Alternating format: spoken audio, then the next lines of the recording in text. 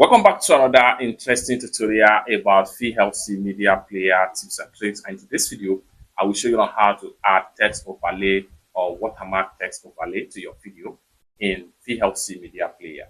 Let me show you how.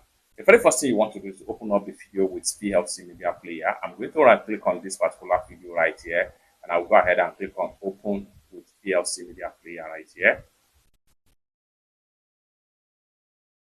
Welcome back to another interesting tutorial. So I've opened up the video in VLC Media Player right here. Next thing we want to do is to make sure we come to the top right here. We go ahead and click on Tools. Then we go ahead and click on Effects and Filters. This is pump up right here. Next thing we want to do is to go to Video Effects. Under Video Effects, we go to Overlay. Then under the overlay, we make sure we come down below right here. We click on Add Text. So just like so, by default, you have VLC as by default, so you can decide to change to your name right here. So, and type in whatever you want to type right here. Then you can change the position. So you can switch from left to top. You can also switch to the bottom top right here, bottom. So you can reposition it to whatever you may think of. So everything depends on how you want to.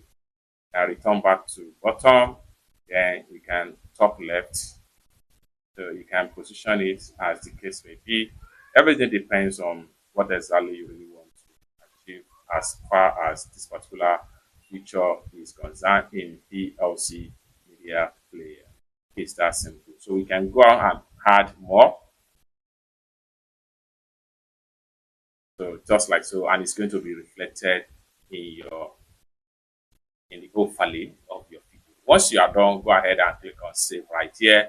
Then click on Close. Then you have it as a watermark right here on the video. So if I play the video now, you find out that this text is still in permanent in my VLC Media Player. We can also adjust it. We go back to Effects and Filters. Then we go to Video Effects.